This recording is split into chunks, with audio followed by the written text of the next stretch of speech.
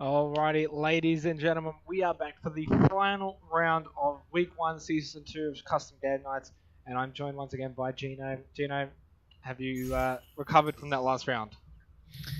My heart's still beating, Xenox. That was great. That was a great ending, and what was that? 2-3 meters left on the payload? I mean, wow. That'll be a great VOD for them to have a look at later and enjoy, I bet. Yeah, definitely. We have the final round here, Team Friendless taking on Team FWM. Well, Team Friendless we had on before. They had gotten their first win, but unfortunately, all other rounds they have lost. So they are sitting 1 and 3, second last, only above Team Rock. And Team FWM, they are sitting at 3 and 1, second place at the moment behind Silver's team, who are on 12 points. So the situation here, FWM need to win to force a grand final if and only if Silver's team lose. Silver's team only has to tie or win, and while they're playing Team Rock's team, who haven't won a game all night, so it would take a big upset. Some interesting choices here. Oars, who was just doing such great work on the Pharaoh in that round before, is switched over to tank, and we've got Green User and Mordaunt on the DPS here. Yeah, so Team FWM is going to be attacking first. Behind Apathy Shield is very good for Reinhardt. FWM again on that McCree. So they've gone with pretty much the same lineup. And as you mentioned, obviously Team Friendless have changed things around a little bit. And maybe a little bit why they're down the bottom. Oh, Atsuki picked off already. Mordaunt picked off already though. And that's going to make it very hard for the defenders here as Apathy charges in. Oh, he takes down Andrew straight away. This is a perfect push. I don't think they lost anyone. They've just completely walked in and said, this is our point. Can you please go away? Wow, if there was like a Street Fighter voice in this, it would be like, flawless. That was a great first push. Well, that was super quick. It was about 54 seconds to get that first push. They just walked in casually. They got that early pick off, then they went around the back, and then from there it was just a piece of cake. They just focused their targets, got the kills when they needed to, and they didn't even lose anybody out of that. So they're going to have all of these ult charges as well going into this next round.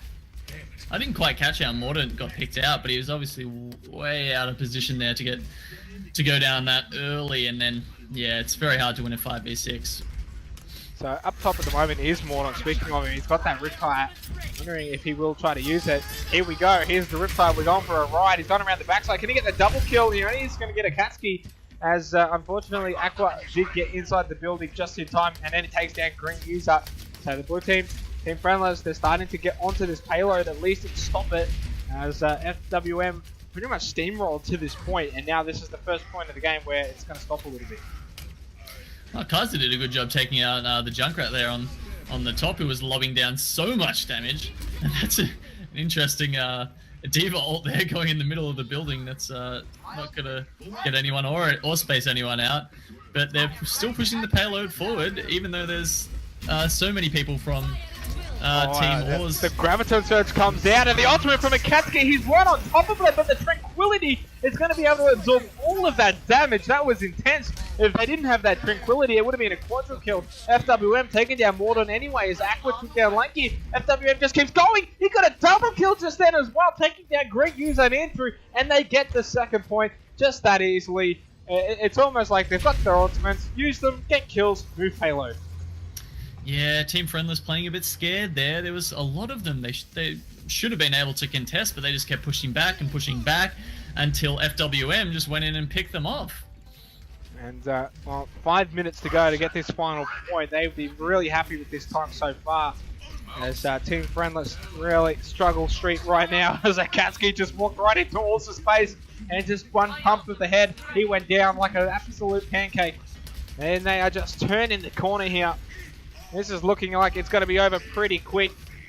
It's going to be a merciful death for Team Friendless, as FWM took down Friendless himself.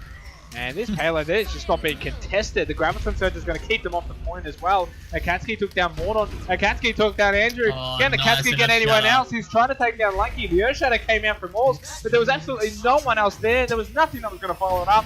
At 4 minutes and 27 seconds, that is a ridiculous time. Very fast there. Yeah, it's a nice Earth Shatter at the end by Oars, but yeah, with no one to follow it up, it's not going to do much. And they just weren't taking their fights on the payload. I mean, if you want to, it's a a game about time, and you can't stall the other team out unless you're fighting on the payload. They just kept pushing back and just waiting. You know, if you want to get multiple fights in on one point, then yeah, you have to contest, because otherwise they're going to get to the end before you can make a proper charge. Yeah, definitely. And I mean, at this point, it very much looks like FWM are going to do their part in trying to force the grand final. We'll have to wait on the results of Rock versus Silver in the other lobby. As for Team Friendless, I mean, as you said, that it just didn't seem like they were too concerned with the payload, which is really strange on a map like Hollywood, where, you know, there's a payload, you've got to be able to stop it. And then, of course, all the hero switching that they've been doing, they've got players who did well on DPS. You see Oz now on the Genji, we've seen him on the Pharah. Why was he on the Reinhardt? You know, so those sorts of situations are going to obviously happen when you're going to have these free agent sort of tournaments. But, you know, maybe that's something that maybe happens in round 1 or 2, but not round 5. Yeah, obviously something interesting going on in the team dynamics there, because I think from that performance that Oz definitely should have been on DPS. And now he looks like he's going over to the Zaya, so he's going to get off Genji again. I have seen Oz's Genji personally, it's actually really good. So some interesting choices there, and it looks like there's definitely some miscommunication, considering they have quite a few Hopefully DPS. their calling is a bit stronger this time, because obviously no one was making the decision to say, okay guys, let's go in, charge now, contest, make something happen. They were just sort of sitting back waiting for, I don't know, someone to get a headshot maybe. It was... Well, this is a very offensive lineup from Team Friendless. They have just 2 tanks, 1 support. And now they've changed it, so there you go. Mortar has to switch from the Soldier over to the Zenyatta, and now they've got a more standard lineup. Wars on that Genji eventually has happened, which is good to see. So how are they going to have a contest out? You know, I guess that they've got to take it one step at a time. You've got to focus on the point. Don't worry about the time and how many minutes they got under their belt. As Friendless just unfortunately went in a little too far and fell down. They've just got to focus on getting this point, moving as a team, as 6, getting that pick. FWM already has High Noon for the defensive side. He's been incredible on that McCree. Yeah, again, they're just not being coordinated. Look at that. Like, you know, that first pick by Friendless, the D.Va should be out the front soaking up that damage, and they shouldn't be going anywhere without the D.Va, really. Well, they're actually going in anyway, and as the hook comes out, Apathy went down, and Akatsuki went down earlier before, so it's actually 4 only on this payload, on this point for Team FWM. This is a chance for the blue team to try and get onto it, but FWM, he's been the captain, the MVP all night. He gets a double kill inside that staircase. They're just coming around. It's like Ring Around the Rosie. He then jumps down, trying to get the rest of the blue team. He gets another kill. He's gotten every single kill this push so far, and Oz finally takes him down. They've got to focus him. E-Donkey taking down Green User as well. This is a chance for the red team, for Team FWM, to just clean the blue team off the point and make it 2 minutes and 20 seconds to go before they get another victory. And yet again, they're just not using the objectives to their advantage. If you get on the point, you can force the opposition team to come to you, get them out of position, and make a play from that. But they sort of set up the top and let the red team just hide around the point, waiting for them to get on and waiting for their other members to respawn and get back into the fight. As Friendless just fell down, I was actually about to say they had 5 ultimates ready and almost the D.Va ultimate. But now you're missing your tank, and the defensive team have got 5 ultimates themselves, and probably by the time Friendless comes back, they're going to almost have their Earth Shadow on Apathy. And we've just had word from the night, unfortunately, well, not unfortunately, Team Silver has gone undefeated, and they will take out week 1 of this custom game night series. So undefeated, that doesn't usually happen, so credit to them. FWM though looking very strong here with 6 ultimates on defense, vying for that second position. The D.Va ultimate's going to come out. Can they get anyone with that? No. It's a good effort though. It's a bit like shooting that 3-pointer as the gravity surge comes out, breaking it down, as well as the Zenyatta ultimate from both sides come out. The Earth Shatter, it was only able to stop Oz, the high noon from FWM. Who else? As then Akatsuki and FWM has just cleaned up Team Friendless. It's just FWM. He's captaining his team. He's doing a really good job.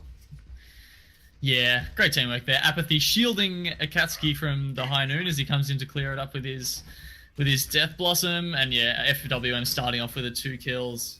Wow, he's doing a great job tonight, isn't he?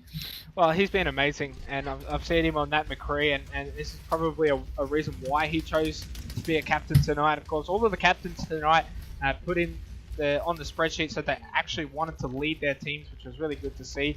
We had 6 people who at least wanted it. I think we even had a couple of more players who elected to be captain. So really leading their way, they're leading their teams tonight, the captains. As the Graviton Surge comes out, he's got 3 of them at the moment, charging in. Oh, Apathy just got rejected by Friendless mid-air. He looked like he was surfing.